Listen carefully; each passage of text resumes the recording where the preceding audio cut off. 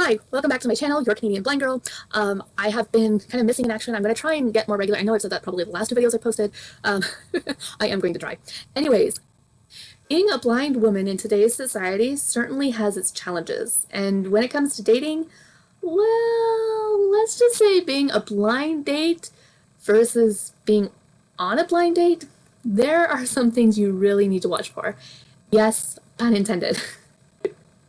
Make sure you watch to the end. Um, like and subscribe, and if you have any questions, go ahead and write them in the comments below. And I would also love to hear about your dating experiences as a blind person. Here are my 5 tips for blind dating for women.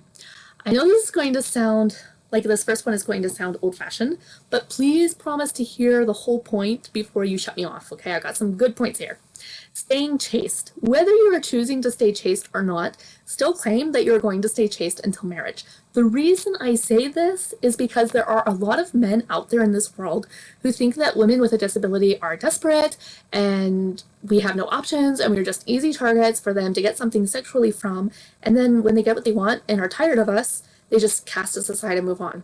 Now, there are great guys out there who are decent, they respect you, they respect your body, but we really need to be on guard more than the average person.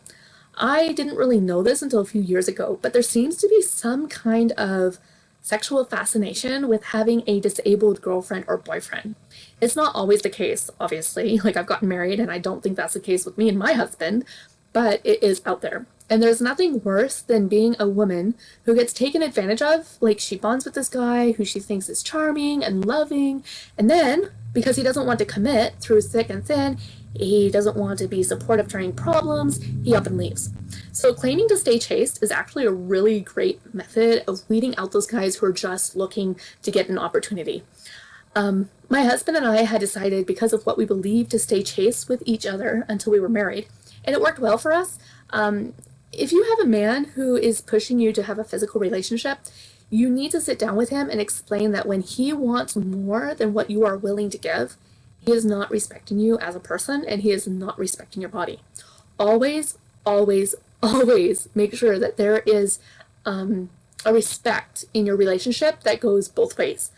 People believe that relationships are built on love alone, and usually it's more of a what do I want to say? Usually it's more of like an infatuation, not real love. Real love has respect, okay? If it's just love, an infatuated love, those relationships really don't last. It's relationships that have an equal amount of love and respect. Number 2, be aware of where you are emotionally. This might sound like a weird one, but if you are still dealing with losses in your personal life, or you're dealing with health issues or stressful situations that are going on in your life, be aware of them. What you are going through emotionally in life can affect your dating life.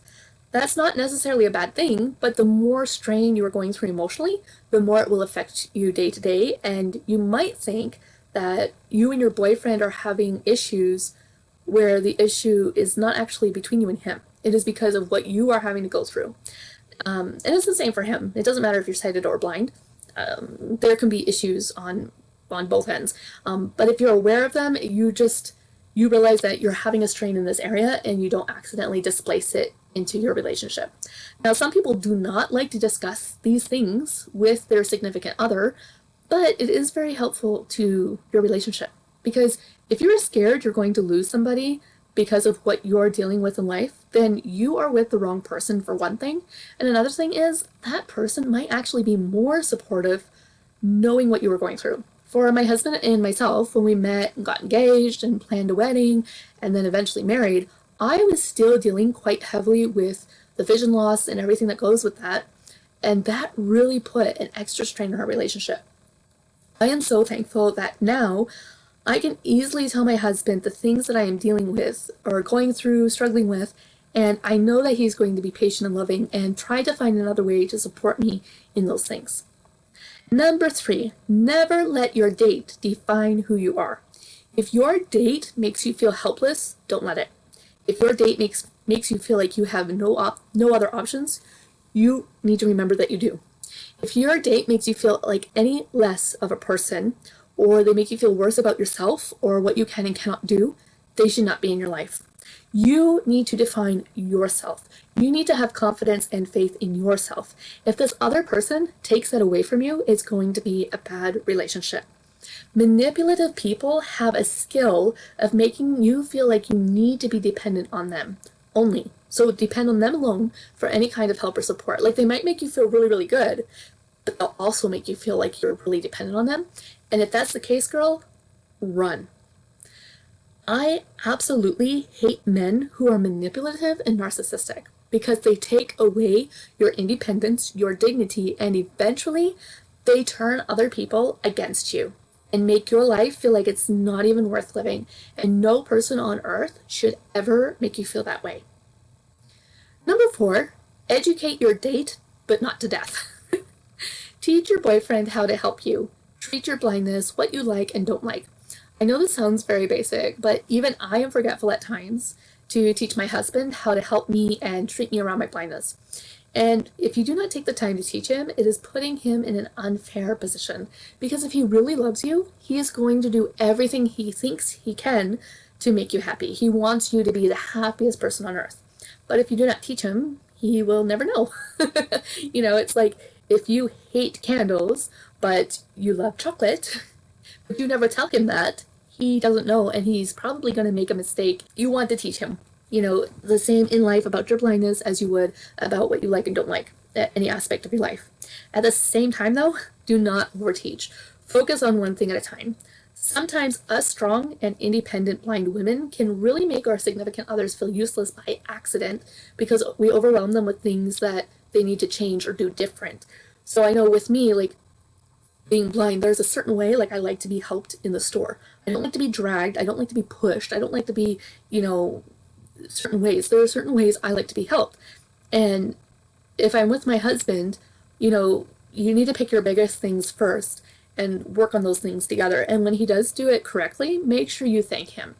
And you might say, well, that's not really my personality. Like, he should know to do this.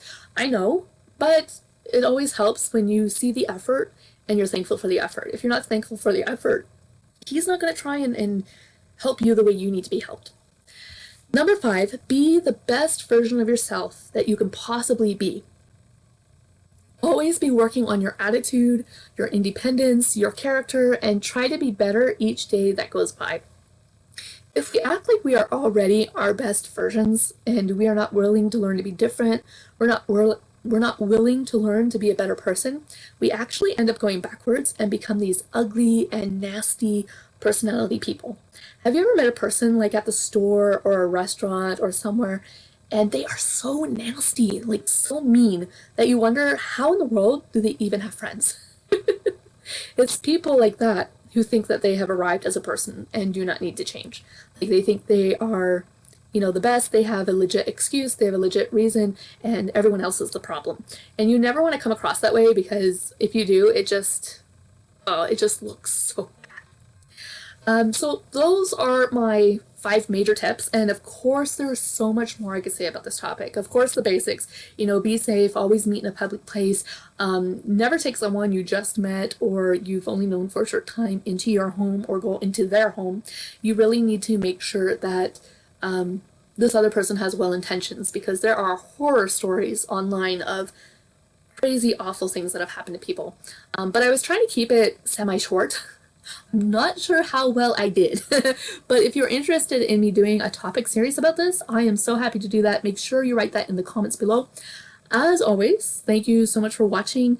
Do me a huge favor, give it a thumbs up, subscribe, and share. And until next time, bye!